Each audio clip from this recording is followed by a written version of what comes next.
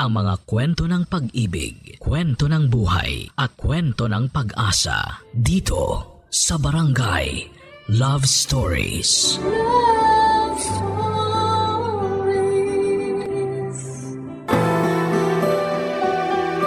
May mga kakayahang nahuhusgahan sa umpisa dahil sa diskarteng meron sila. Pero minsan, yung inaakala nating wala nang ibubuga ay naghahanda lamang pala. Ikaw kabarangay, minsan ka na rin bang nagduda at nanghusga sa kakayahan ng isang tao? Dear Papa Dudut, magandang araw po sa inyo at sa lahat ng mga nakikinig sa inyong programa ngayon. Ako po si Wineth, taga Dinalupihan, Bataan. 30 years old po ako nang mangyari ang aking kwento. Nakabukod po ako sa mga magulang ko. Ilang taon din po akong nangupahan sa isang maliit na apartment at mag-isang binubuhay ang sarili ko. Sa madaling salita ay isa po akong independent woman. Papadudod 17 years old pa lamang ako ay hindi ko nakasama ang mga magulang ko. Nagbe-bed spacer lamang ako habang pinagsasabay ang pag-aaral at pagpa-part-time sa isang sikat na fast food. Nakasanayan ko nang wala akong inaasahan na kahit na ano sa pamilya ko. Dahil kahit kailan naman ay hindi ko naramdaman ang pagmamahal at suporta nila. Pero dahil sa mataas ang respeto ko sa mga magulang ko at mahal na mahal ko sila, bumibisita na lamang ako paminsan-minsan sa bahay namin. Nang makatapos ako ng pag-aaral ay umayo naman kaagad sa akin ang panahon dahil nagtrabaho ako bilang entry-level na financial statement analyst sa isang petroleum company. Dahil doon ay nagkaroon ako ng kakayahang pag-aralin yung anak ng ate ko. Mula pagkabata kasi hindi na niya nabibigyan ng sapat na atensyon ang panganay niyang anak. Wala rin itong kinagisnang ama. Kung ano man ang dahilan ay hindi ko na lamang babanggitin dito. Nang magkaroon ng asawa ang ate ko at nagkaanak sila ay mas lalo na niyang hindi napansin ang isa pa niyang anak. Dahil malapit sa akin ang pamangking kong yon, nangako ako sa kanya na pagtatapusin ko siya hanggang sa kolehiyo. Mula sa pag-enroll, meeting sa school, graduation at moving up, ako palagi ang nandun. Kung meron man po kasing nakakaintindi sa nararamdaman niya at sa kakulangan niya ng atensyon, syempre ako po yon. Dahil pareho kaming hindi favorite na mga magulang namin. Bukod sa hindi magandang relasyon ko sa mga magulang at panganay kong kapatid ay may isa pa po akong problema na pinasan ng time na yon. Kakagraduate lang po kasi sa college ng bunso naming kapatid ng itinanan niya yung girlfriend niya. Wala pong nakakaalam noon na ako ang tumutulong sa kanilang dalawa. Hanggang sa may nakapagsabi sa ate ko na nagbibigay ako ng pera sa kapatid ko, Papa Dudut.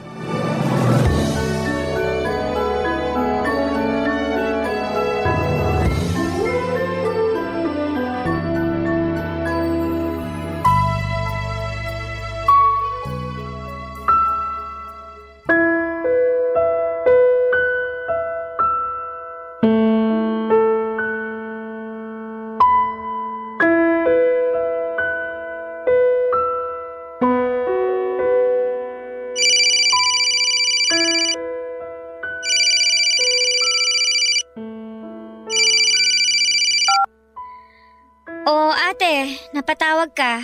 Siguro naman alam mo na kung ba't ako tumawag sa'yo. Ano na naman ba to ate? Kauwi ko lang galing trabaho. Eh ano ngayon kung kauuwi mo lang? Bakit hindi mo sinabi sa amin kung nasan yung magaling nating kapatid, ha? Pinuntahan na kami dito ng mga magulang ng girlfriend niya, hinahanap silang dalawa. Paano niyo naman nalaman na alam ko kung saan sila pumunta? Malamang tumawag mismo si Lola. Sinabi niya na hindi sila pwede magtagal doon. At ikaw namang babae ka, kinonsinti mo pa? Binigyan mo pa talaga ng pera? Ate, nangangailangan si Bunso. Alangan naman pabayaan ko na lang sila na magpalaboy-laboy ng walang kapera-pera. Eh di konsentidor ka nga. Ang sakin lang ate, may tamang paraan para ipaintindi sa kanila na mali yung ginawa nila. Anong paraan? Yung suportahan sila sa pagtatanan? Eh hindi naman porke tinulungan ko sila, suportado ko na yung pagtatanan nila. Mali yung ginawa nila, alam ko yun. Pero hindi ko kayang pabayaan na lang yung dalawa. Hindi nyo ba naisip na mas makikinig sila sa atin kung hindi natin sila dadaanin sa paninindak? Yan! Nagmamagaling ka na naman! Bida-bida ka kasi! Kala mo, alam mo lahat! Kapatid pa rin natin yung pinag-uusapan dito, ate. Alam mo, hindi ko maintindihan kung bakit masyadong mainit yung dugo mo sa akin. Matagal na mainit yung dugo ko sa'yo. Sa tigas ng ulo mong yan, magtataka ka pa? Matigas yung ulo ko kasi never naman kayong nakinig sa akin. Kayo lagi yung tama. Hindi ko nga alam kung pamilya pa rin ba yung turing nyo sa akin eh. Kasi naaalala nyo lang naman ako sa ganitong pagkakataon. O kaya naman kapag may kailangan kayo. Nanumbat ka pang maldita ka? Hindi pa nanumbat yun, ate. Nire-real talk lang kita. Totoo naman, di ba? Galit na galit ka sa akin kahit wala naman akong ginagawang masama sa'yo. Gigil na gigil ka kapag nagkakamali ako. Pero kapag may ipapagawa kang paperwork sa akin, ang lambing-lambing mo. Tanggap ko na nga na yun lang ang silbi ko sa inyo eh. Pero sana naman, kung hindi niyo ako kayang isama sa pamilya ninyo, bigyan niyo na lang ako ng katahimikan. Huwag kang magdrama dyan. Dapat lang naman natulungan mo ako kasi ako yung nag-alaga sa'yo nung bata ka pa. Kung isusumbat mo yon, ate, bayad na ako. Matagal na. So ngayon pinamumukha mo naman sa akin na ikaw na yung bumubuhay sa anak ko. Wala akong sinasabing ganyan, ha? Kahit kailan hindi ko yun ipinagyabang sa'yo kasi bukal yun sa kalooban ko. Bukal yung pagtulong ko sa pamangkin ko. At para lang alam mo, ate, hindi ko yung ginagawa para sa'yo. Ginagawa ko yun para sa isang batang kulang na lang itakwil ng magulang. Kaya bago mo ako lecturean ng kung ano-ano, simulan mo muna sa pagiging ina mo sa anak mo. Naturingan ka pa namang teacher pero sarili mong anak, hindi mo pagmalasakitan. Bastos ka! Umuwi ka nga rito at maghaharap tayo? Wag na, ate. Wala akong panahon para sa gulong gusto mo. Kung nasaktan ka sa pag-real talk ko, ibig sabihin, totoo lahat ng mga sinabi ko. Makita lang talaga kitang babae, kakakalbuhin kita. Wag mong sabihin yan, ate. Gawin mo. Pero wag kang iiyak at magpapaawa kina mama kapag gumanti ako. Papadudot batid ko na masyado na kaming matatanda para sa ganong away. Pero hindi ko talaga napipigilan ang sarili ko na managot kapag si ate yung nakakausap ko. Wala kaming naging pag-uusap na hindi niya ako sinusumbatan sa lahat ng nagawa niya para sa akin noong bata pa ako at paulit-ulit niya ring pinapaalala ang mga pagkakamaling matagal ko nang naitama. Mula kasi nang maglayas ako sa amin at mamuhay ng mag-isa, ay palaging isinisisi sa akin ni ate tuwing nagkakasakit sina mama at papa. Binigyan ko raw kasi ng sakit sa ulo kaya nagkakaganon. Pero kahit naman hindi nila ako kasama ay never ko silang kinalimutan. Kahit na anong okasyon, nagpapakita ako sa kanila at naglalaan ng oras para makasama sila. Pero kahit na ano namang gawin ko ay hindi pa rin yon sapat para kay Ate Cora. Hindi niya kasi nagugustuhan kapag naaagawan ko siya ng atensyon mula sa mga magulang namin. Yun nga lang ang hindi ko maintindihan sa kanya dahil may asawa naman siya at mga anak. Pero para siyang bata pagdating kina mama at papa. Yung tungkol naman po sa away namin ni Ate Cora, bata pa po ako nang magsimula yung galit niya sa akin. Noong ipinagbubuntis niya kasi ang panganay niya ay plano na sana niyang ipalaglag ang bata. May pinapuntang aborsyonista noon sa bahay namin pero hindi natuloy ang pagpapalaglag sa pamangkin ko nang nagsalita ako at sinabing iligal ang ginagawa nila. Napahiya sina mama at ate doon sa aborsyonista at natakot naman po yung matanda na baka magsumbong ako sa otoridad kaya hindi na yon itinuloy. Napagtanto rin naman ni mama na may punto ako dahil hindi naman ginusto ng pamangkin ko na mabuo siya. Mula noon, papadudot ay hindi na ako tinigilan ni ate. Lahat ng pagkakamali ko ay ibinubunton niya. Lahat ng kasiraan ko na pwede kong maging problema ay inaalam niya para magmukha akong masama. Hindi lang sa mga magulang namin kundi sa ibang tao. Dahil lagi akong stress sa mga bagay-bagay ay hindi ko na nabigyan ng oras ang buhay pag-ibig ko. Hindi ko na nga alam kung paano pa makipag-date sa sobrang busy ko sa pagtatrabaho. Hanggang sa may makilala ako nang minsan akong manood ng liga Papa Dudut.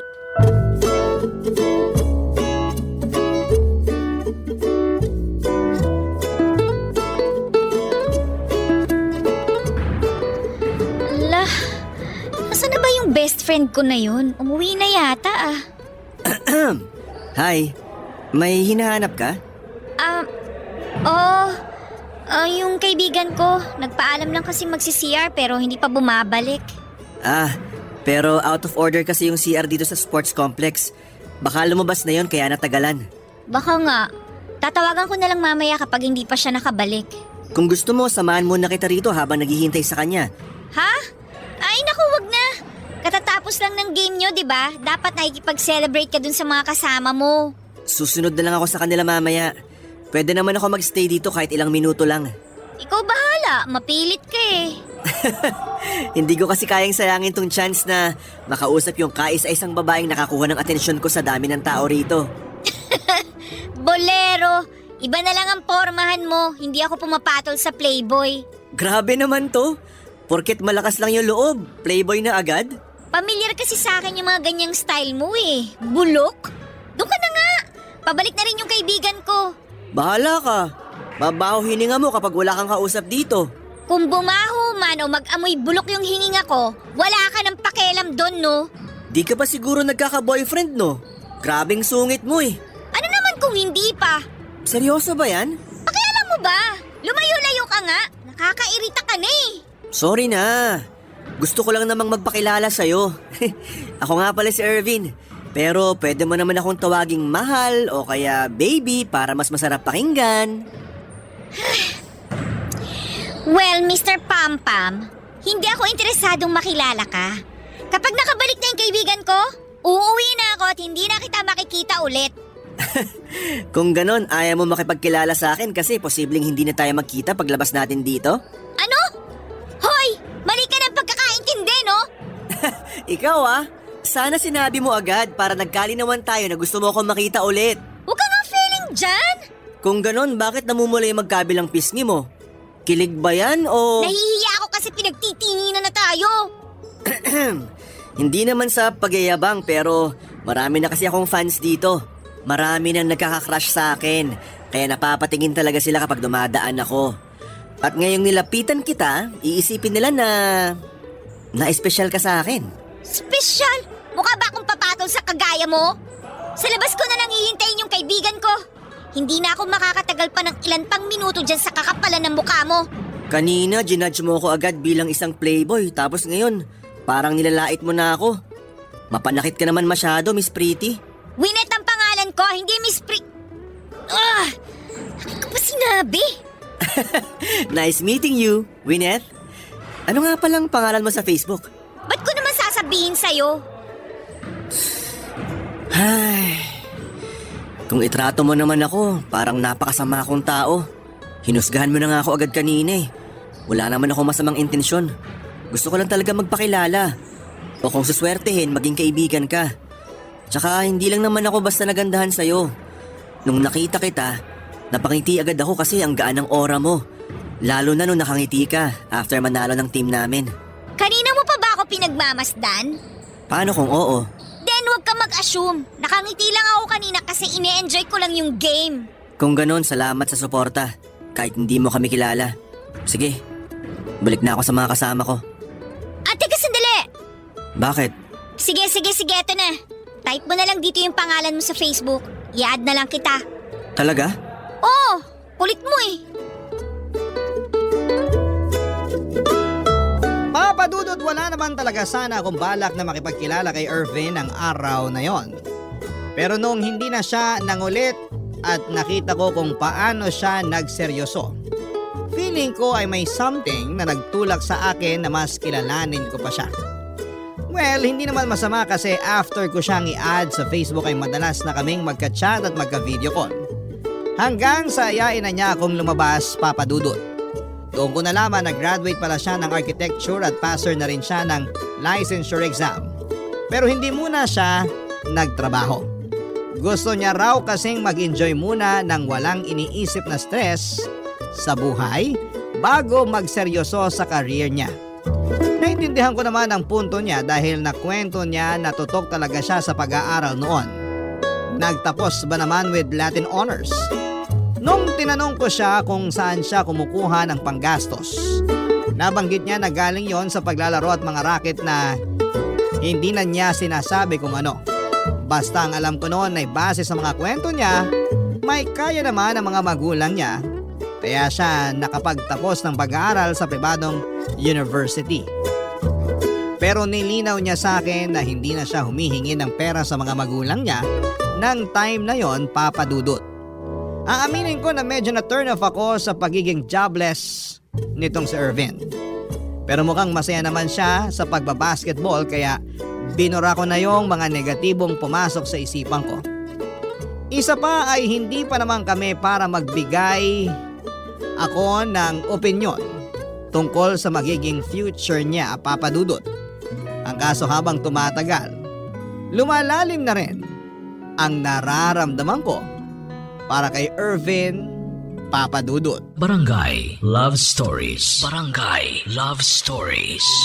Papa Dudut, dahil ilang beses na kaming nag-date, mas nakilala ko pa noon si Irvin. Malambing siya at maasikaso at sobrang attentive niya tuwing magkasama kami. Kahit yung simpleng pagbubukas lamang ng tumbler, paghila ng upuan, pag-alalay sa akin tuwing tumatayo ako ay na-appreciate ko lahat ng yon. At ang pinaka nagustuhan ko sa lahat ay yung sense of humor niya.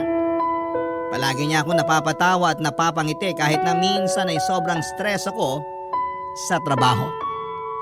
Hindi nagtagal ay naging kami na rin ni Irvin, Papa Dudut. Hindi ko na inisip na wala pa siyang trabaho at wala pa siyang malinaw na plano para sa future niya. Kahit malabo pa ang lahat ay sumugal ako. Aaminin ko na nabulag ako ng pagmamahal ko sa kanya. Siguro nalunod lang din ako noon sa atensyon at pagmamalasakit na ipinaparamdam niya. Kasi yon pa lang ang unang beses na naranasan ko na may isang tao na ganon ka-concern sa akin. Isa pa sa mga nagustuhan ko sa kanya ay marunong siyang mag-set ng boundaries. Kapag oras ko nakasama ang mga kaibigan ko ay hindi siya nakikigulo at hindi nagde-demand ng oras. Ganon din kapag umuwi ako sa mga magulang ko. After 4 months ay nagulat na lamang ako noong magpaalam siya sa akin kung pwedeng magsama na kami sa apartment ko. Tinanong ko siya kung bakit, pero ang sagot niya lang ay gusto niyang mas madalas pa kaming magkasama, kaya naman pinagbigyan ko siya.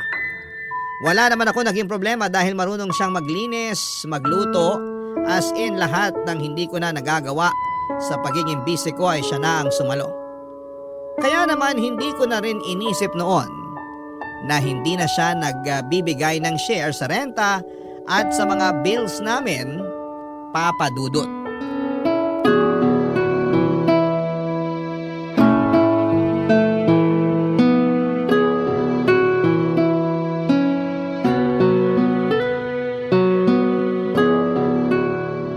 Mababait naman pala yung mga kaibigan mo eh. Hindi naman kita ipapakilala sa kanila kung hindi. Baka hindi ka maging komportable sa kanila pag ganon. Paano kung hindi ko gusto yung mga kaibigan mo? Lalayuan mo ba sila? Ano nangyari sa boundaries? Ikaw na nga mismo nagsabi na may mga kaibigan na tayo bago pa naging tayo. At hindi dapat baguhin ang relasyon natin yung pakikisama natin sa ibang tao na mahalaga rin sa atin, tama? Aba, tinandaan mo talaga yan ha? Eh yung job hunting mo nga pala, kumusta? Tinawagan ka na ba? Yun lang. Medyo inaalat ako ron, Bebu. Yung isang pinagpasahan ko, may nakuha na raw sabi ng kaibigan ko. Sinubukan mo na bang magpasa sa iba? Hindi pa. Hindi ko pa kasi maharap ngayon eh. Marami pang ganap. Next week kasal nung pinsan ko. Tapos family reunion naman namin yung kasunod. Sino namang kasama mo sa kasal ng pinsan mo? Iniisip mo ba na may iba pa akong isasama ron? Siyempre ikaw yung isasama ko. Excited na nga akong makilala ng mga pinsan ko yung napakaganda kong girlfriend eh. Ipapakilala mo na talaga ako sa kanila? Hindi ba nakakahiya? Ano namang nakakahiya ron?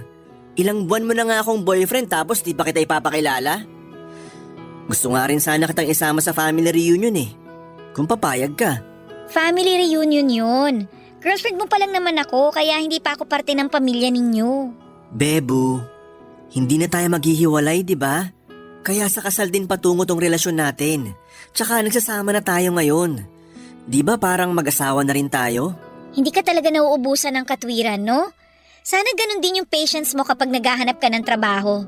Kapag hindi ka natanggap sa isa, maghanap ka ulit ng iba. Hindi yung hihinto ka na. Nanermo na naman po yung girlfriend ko. Huwag kang mag-alala. After ng lahat ng ganap na sinabi ko, tuloy ang job hunting. Makakahanap din ako, Bebu. At kapag hired na ako, sisimulan ko na yung pag-iipon para makapag-propose na ako sa'yo. Tsaka na natin isipin yung kasal kapag pareho na tayong financially stable. Okay, sabi mo eh. Sa'yo lang naman ako nakadepende. Huwag ka masyado maging dependent sa akin, ha? Bakit naman? Dapat kasi kahit gaano natin kamahal yung isa't isa, kaya pa rin nating tumayo nang wala yung isa. Hayaan mo. Hindi ko hahayaang mangyari na isa lang yung nakatayo sa ating dalawa. Sana gawin mo yan para sa sarili mo, hindi lang para sa relationship natin. Sure ako na magiging proud sa'yo yung parents mo kapag nalaman nila na hired ka na. Parents ko lang ba? Siyempre pati ako, ano ka ba? Ako yung pinakaunang magiging masaya para sa'yo. Magse-celebrate tayo! Sa tingin mo ba hindi talaga ako marireject? Marami kasi akong kakilala na kagaya ko rin. Cum laude pero hindi natanggap sa trabaho. Parang hindi ko kayang harapin yung ganong kahihiyan. Bakit ka naman mahihiyang ma-reject? Parte ng proseso yun. Pero hindi naman ibig sabihin na kapag rejected ka, hindi ka nakarapat dapat maging architect. Kapag nalaman niyo ni Dad, iisipin niya malaking disappointment ako. Marami na siyang hinawakan na malalaking project.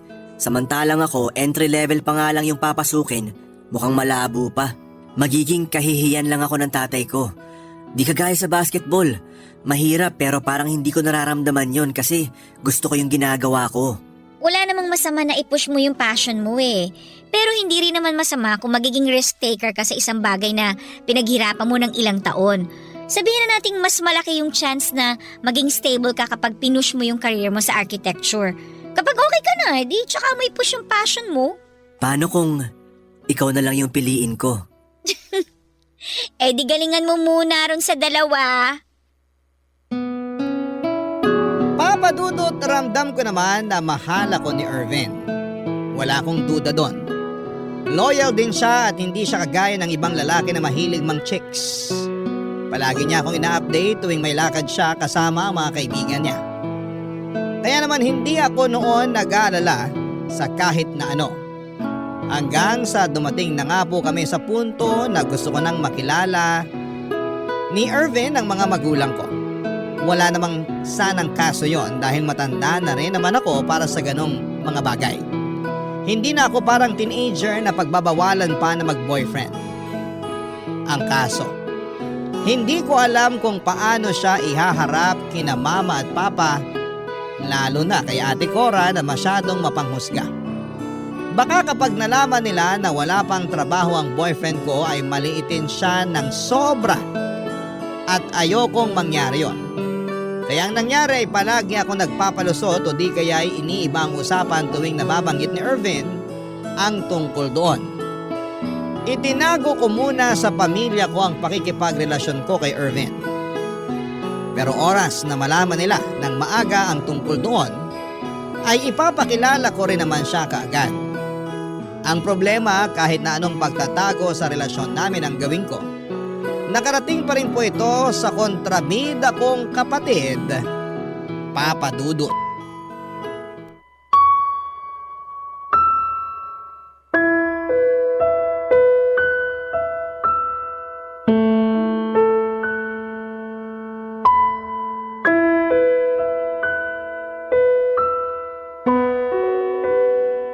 Buti naman naisipan mo pang sagutin yung tawag ko. Kanina pa ako tawag ng tawag pero hindi mo sinasagot. Ate, paano kita sasagutin? Oras ng trabaho ko. Oras ng trabaho o nakikipaglandian ka lang? Ate, please lang. Huwag mo akong simulan. O bakit? Totoo naman sinasabi ko ah. Hindi ka na nakakaisip na umuwi kasi masaya ka nang nakikipag-live-in dun sa boyfriend mong basketball player. Paano mo naman nalaman yung tungkol sa boyfriend ko? May nakapagsabi sa akin. Nakita raw kayo magkasama. May source naman pala. May sinasabi ka? Wala ang sabi ko, sino ba yung source mo kasi ang lawak naman yata ng nasasagap niya. Hindi na importante kung sino. Ang punto rito, yung pagtatago mo sa amin ng boyfriend mo. Ano yun, nahihiya kang ipakilala siya sa amin? Huwag kang mag-alala, sanay na kami ma-disappoint sa'yo. Paano naman naging disappointment yung pagkakaroon ko ng boyfriend? Ate, nasa tamang edad na ako. Pwede na nga ako mag-asawa kung tutuusin eh. Talaga? Mag-aasawa ka ng isang lalaking walang ibang kayang gawin kundi mag-shoot ng bola? Ate, please, huwag mo namang insultuhin ng ganyan yung boyfriend ko. Naghahanap naman siya ng trabaho eh. Hindi magtatagal, matatanggap na rin siya. O, edi inamin mo rin na wala ngang trabaho yung boyfriend mo? Kundi ka rin naman isa't kalahating tanga. Kinasama mo pa dyan sa apartment na tinitirhan mo ngayon? Hindi na ako magugulat kung ikaw yung nagbabayad ng bills at nagpapalamon sa kanya. Alam mo, ate, kung ibang tao ka lang siguro, isipin ko na nagmamalasakit ka sa akin eh. Kaso kilala na kita eh. Hindi mo ako pagsasabihan ng ganyan para sa ikabubuti ko. Sinasabi mo yan kasi nakahanap ka na naman ng pagkakamaling magagamit mo para ipahiya ako kina mama at papa. Huwag kang umangal kasi nakakaya ka naman talaga. Naglayas ka. Pinabayaan mo sina mama at papa na maiwan sa bahay. Si Bunso na nga lang yung nakakasama nila, sinuportahan mo pa sa pagtatanan. O ngayon, sabihin mo kung ano ba yung maganda mong nagawa. Wag na! Kahit ano namang sabihin ko, kayang-kaya mo pa rin gawing mali. Napaka-perfect mo kasi. Sa bagay, teacher ka nga naman pala. Nagtuturo ka ng kabutihang asal, kaya kagalang-galang ka sa paningin ng mga tao sa paligid mo. Pero alam mo sayang eh, kasi hindi mo naman may apply sa sarili mo lahat ng tinuturo mo sa mga bata. Igagalang ka pa kaya nila kapag nalaman nila na… Bakit? Sisiraan mo ako sa kanila? Eh di gawin mo! Ipangalandakan mo yung pagiging kanal mo, Winnet! Mali ka ate. Kung gusto kitang masira, noon ko pa sana ginawa yun. Nung sinaktan mo yung sarili mong anak at pinabayaan mo na lang na parang hindi mo kadugo. Kayang-kaya ko yun ate. Kayang-kaya kitang sirain sa mga taong naunguto mo. Pero hindi ko ginawa, di ba? Nanahimik ako kasi yun naman palagi yung gusto niyong gawin ko. O sige, utang na loob ko na sa'yo yung pinag-aaral at inaasikasa mo yung anak ko. Pero hindi pa rin mababago no na ginagawa mo rin yung naging pagkakamali ko noon. Pumatol ka sa walang silbing lalaki. Kaya huwag ka na magtangkang ipakilala pa siya sa akin. Huwag ka mag-alala ate Cora. Hindi ko ipapakilala sa'yo si Irvin. Hindi naman niya kailangan ng validation mula sa isang taong bulok yung pagkatao. Papadudot nasaktan ako ng sobra sa mga sinabi ni Ate Cora tungkol kay Irvin. Pero hindi ko pinagsisihan na ipinagtanggol ko ang boyfriend ko sa ate ko. Sa simula pa lang ay masyado ko nang nararamdaman na nahuhusgahan niya. Nasanay kasi siya na siya lang yung may magandang imahe sa aming magkakapatid. Kaya para sa kanya ay wala siyang ginawang mali.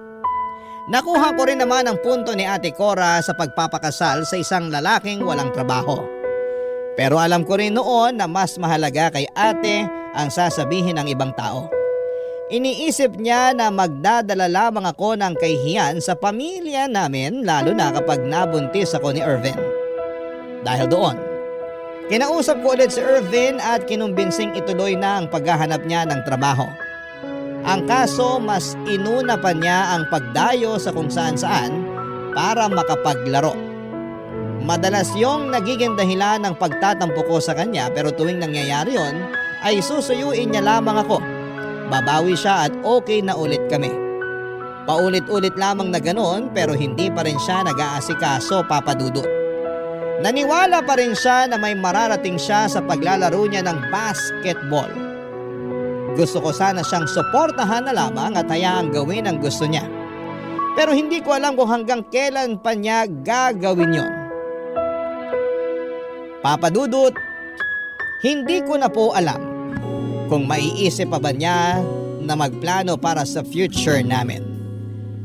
Kaya nung wala akong makitang improvement mula kay Irvin, ay naisip ko na sukuan na lamang siya, papadudot. Barangay Love Stories. Barangay Love Stories. Papadudot nang hindi pa rin makahanap ng trabaho si Irvin ay handa na sana akong makipag-break sa kanya. Ginawa ko naman ang lahat para unawain at tulungan siya.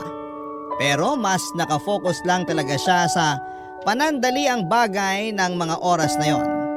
Pero tuwing naiisip ko na hiwalayan na siya ay mabilis na nagbabago ang isipan ko at mas nahihirapan akong magdesisyon Tuwing ipinaparamdam sa akin ni Irvin ang pagiging malambing at maasikaso niya.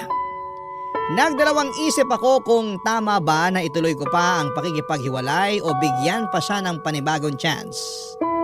Naawa rin kasi ako sa sitwasyon niya noon. Kung papaalisin ko siya sa apartment, siguradong makikitira siya sa mga kaibigan niya. Nang muli kaming magkausap ni Ate Cora ay nalaman ko pa na nakauwi na ang bunso naming kapatid at nakabalik na rin sa pamilya yung girlfriend niya kaya medyo napanatag na po ako noon. Pero habang magkausap kami ng ate ko, naka-loudspeaker ang phone ko at nabanggit na naman niya yung tungkol kay Irvin. Tinanong niya kung naghiwalay na ba kami. Gaya po nung una ay nauwi na naman kami sa pagtatalo. Pero sa pagkakataong yon ay hindi ko na nagawang ipagtanggol pa ang boyfriend ko. Hindi ko na rin kasi alam kung paano pa ang gagawin ko. Pero ang hindi ko alam noon ay narinig pala ni Irvin ang naging pagtatalo namin ni Ate Cora.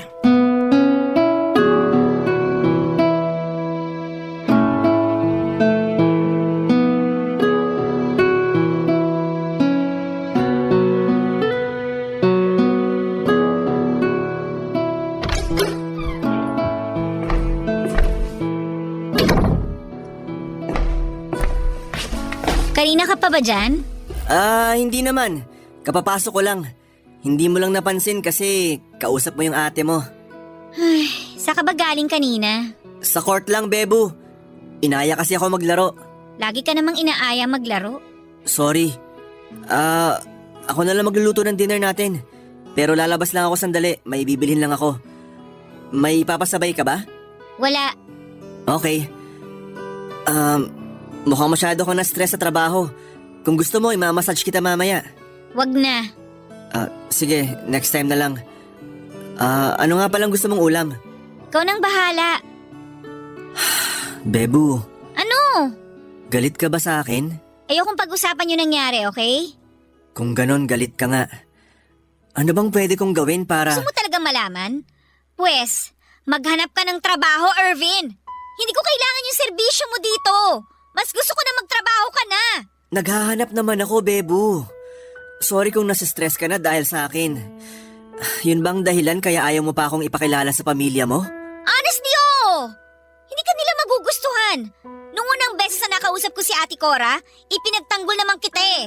Pero kanina, hindi ko na alam kung dapat ko pa bang gawin yun. Parang hindi mo naman deserve eh. Puro ka pangako pero hindi mo naman ginagawa. Sige nga, paano ko ipagkakatiwala yung future ko sa isang jobless na boyfriend?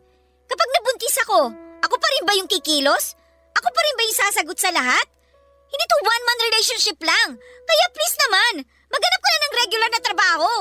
Pasensya ka na kung nahihirapan ka ng dahil sa akin.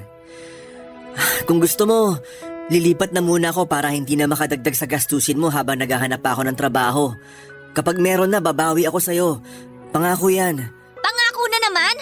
Nakakaumay na yung mga pangako mo eh. Sana naman this time magseryoso ka na. Hindi naman kita pinupush sa magkatrabaho kasi kailangan ko yung pera mo.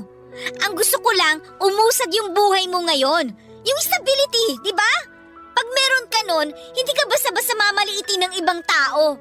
Tsaka tong relationship natin, hindi lang tayo dapat nakafocus sa kilig at tsaka dun sa saya. Dapat kaya rin natin backupan yung isa't isa kahit anong mangyari. Naiintindihan mo ba yon, Irvin? Naiintindihan ko. Aayusin ko na yung mga gamit ko bukas para makalipat na ako. Buti naman. Okay ka lang ba dito kahit wala ka ng kasama? Kinaya ko na mag-isa sa loob ng ilang taon. Kaya bakit hindi? Pero pwede bang ipagluto pa rin kita ngayon? Hayaan mong pagsilbihan kita kahit ngayong gabi na lang. Wala na akong ganang kumain. Sige, lalabas na lang muna ako. Magdala ka ng susi. Ilalak ko yung pinto mamaya. Dala ko naman palagi. Huwag ka na sana magpuyat para makapagpahinga ka ng maayos. Tutuloy na ako. Sige na. Bebu, O bakit na naman? mahal na mahal kita. Sana hindi ka mapagod sa akin. Kala ko ba paalis ka na? Eto na nga, aalis na. Hinintay ko lang naman na sagutin mo yung sinabi ko. Pagod na ako, Irvin. Gusto ko na magpahinga kaya kung may pupuntahan ka, umalis ka na lang. Bahala ka na kung anong oras mo gustong bumalik. Papadudot ako ang nakapagbitiw ng masasakit na salita kay Irvin noon. Pero parang mas nasaktan pa ako sa naging reaksyon niya. Hindi niya sinabayan ang init ng ulo ko at wala akong narinig na kahit na anong makakasakit sa damdamin ko. Umalis lang talaga siya ng gabing yon ng tahimik. Hindi ko na nga alam kung anong oras siya nakabalik pero paggising ko kinabukasan ay wala na ang mga gamit niya sa kwarto. Pagbukas ko ng phone ko, saka ko lang nabasa ang sunod-sunod na mga messages niya. Kahit umalis na noon sa Irvin ay itinuloy ko pa rin ang pakikipaghiwalay sa kanya, Papa Dudut. Inisip ko kasi noon na baka mas makapag-focus siya sa career niya kapag wala na kaming dalawa. Nakadepende na lamang sa kanya kung paano niya aayusin ang buhay niya. Ang kaso ay hindi siya pumayag na mag-break kami. Nagmakaawa siya na kung pwede ay mag-cool off na lamang muna kami. Pero noong nalaman ko na patuloy pa rin siya sa paglalaro ay nag-assume ako na wala pa rin siyang trabaho kaya nakipag-break na ako sa kanya. Hindi ko na siya kayang harapin noon kaya dinaan ko na lamang sa chat ang paghihiwalay namin, Papa Dudut. Ang hindi ko alam ay natanggap na pala noon sa Irvin sa isang real estate development firm at nagpasya lang siya na ipagpatuloy pa rin ang passion niya sa paglalaro. Ewan ko pero sa halip na manghinayang ay naging masaya pa ako sa pagbabagong yon sa buhay niya. Papa Dudut, 1 taon nang nakalipas nang muli kaming magkita ni Irvin.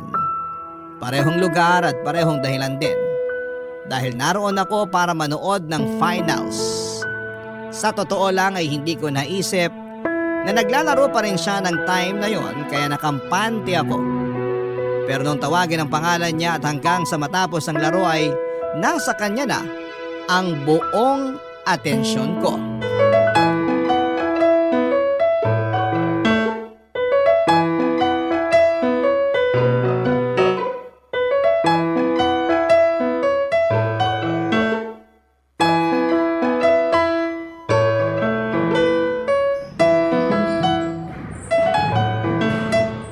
Kakainis? Iniwan na naman ako ng kasama ko. Bebu! Ha? Ako bang tinatawag niya? Bebu! Ako? I mean, ako ba yung tinatawag mo? Hanggang ngayon ba naman iniiwasan mo pa rin ako? Grabe! Inabot na nga ng 1 taon yung cool off natin, wala man lang kahit kumusta. Kahit nga sana isang kiss lang, bawing-bawi ka na eh. Ano bang pinagsasabi mo dyan? Nag-break na tayo, di ba? Ikaw lang yung nakipag-break, pero ako hindi. Para sa akin, nag-cool off lang tayo. Seryoso ka ba? Cool off? Ng 1 taon? Wala pa bang nakakagawa nun? Ang tibay pala natin. Hanggang ngayon pala, isip bata ka pa rin. Ako, isip bata? Aba, parang hindi yata ako papayag na sasabihan mo pa rin ako ng ganyan. Gusto mo bang patunayan ko? Tara sa unit ko. Hindi ako nakikipagbiruan sa'yo, Irvin, ha? Sungit talaga. Hindi mo ba naaalala? Ganito rin tayo nung una tayo nagkakilala. Sinungitan mo rin ako. Hanggang ngayon ba naman na girlfriend na kita? Hindi mo na ako girlfriend. Bakit? May boyfriend ka na ba? Wala.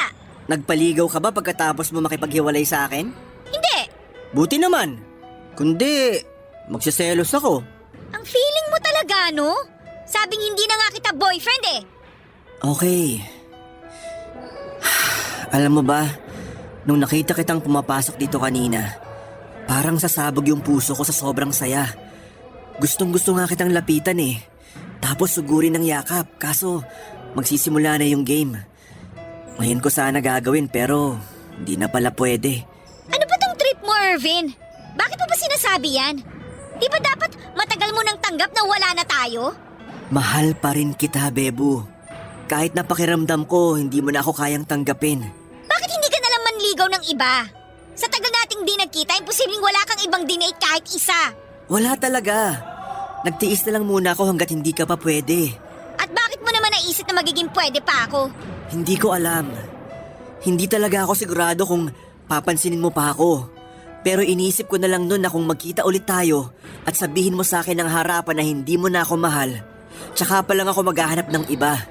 Tsaka pa lang ako mag-move on sa'yo. Pwes, hindi ka pa pwede mag-move on. Bakit? Ayaw mo na nga sa akin, di ba? Huwag kang madamot. Dami kayo nagkakagusto sa... Aray, ikaw Ang sakit-sakit na nga ng puso ko. Namimisikal ka pa. Foul yan. Kasi ang yabang mo pa rin eh. Nakakainis ka. Uy, nakakarami ka na. Isang hampas mo pa. Hahalikan na kita. Oh, bakit bigla kang tumahimik? Huwag mo sabihing tumitiklop ka na sa akin. Uuwi na ako. Bahala ka na dyan. Maghanap ka ng kausap mo. Ayoko ng kausap. Ang gusto kong hanapin, yung pakakasalan ko. Hindi ako magpapakasal sa'yo. Yabang-yabang mo kaya. Sorry na, Bebo. Nagbibiro lang naman ako. Bebo mo yung mukha mo. Puntahan kita mamaya sa unit mo. Tapos date tayo. May lakad ako mamaya. Eh di bukas. Pahinga ko yon. Eh di pagluluto na lang kita. Pwede rin ako maglinis ng buong kwarto mo tsaka maglaba. Ayoko. Huwag kang ano dyan. Kapag hindi ka pumayag, sisigaw ako ngayon dito at sasabihin kong sinagot mo na ako. Ano? Sira ka ba? Ano, magdesisyon ka na, Bebo. Meron ka na lang 10 seconds. Subukan mo. 10, 9. Oo na, sige na. Pumunta ka mamaya. Sige, dapat pagdating ko, nakahubad ka na. Aray, grabe ka talaga. Hanggang ngayon, alala mo pa rin mangurot. Parang bumaon yung kuko mo sa tagiliran ko. Ang sakit. Gusto mo dagdagan ko pa yan eh.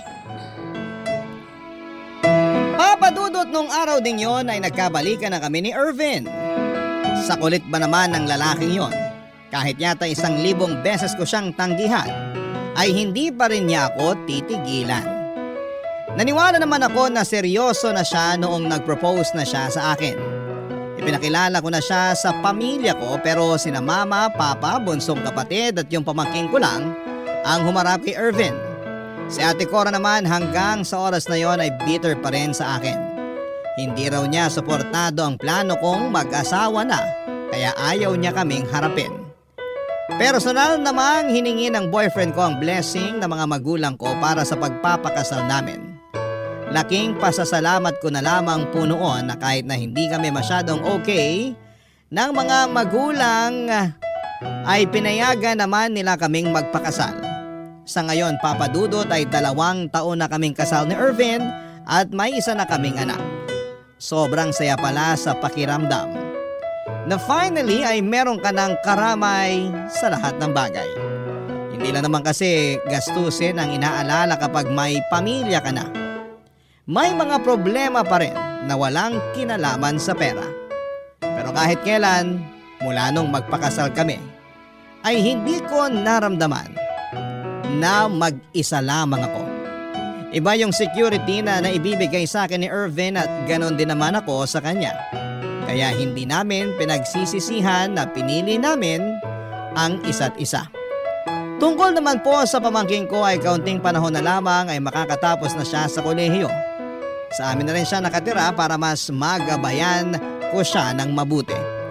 Hindi man ako ang tunay niyang ina, Papadudot, ay sinisigurado ko naman na hindi niya mararamdaman na may kulang sa kanya sa pagmamahal man o sa material na bagay. Hanggang dito na lamang po ang aking kwento, Papadudot. Maraming salamat po sa inyo. At pusong pasasalamat din po sa Barangay LS para sa pagkakataong makapagbahagi ako ng kwento sa inyong programa. Ang inyong kapuso at kabarangay, Gwyneth. Barangay Love Stories. Barangay Love Stories. Anong say mo sa Barangay Love Stories na ito? Pagkwentuhan natin sa comment section yan. Nagustuhan ng iyong napakinggan? Ituloy yan via live stream sa www.gmanetwork.com/radio. Barangay LS 97.1 forever.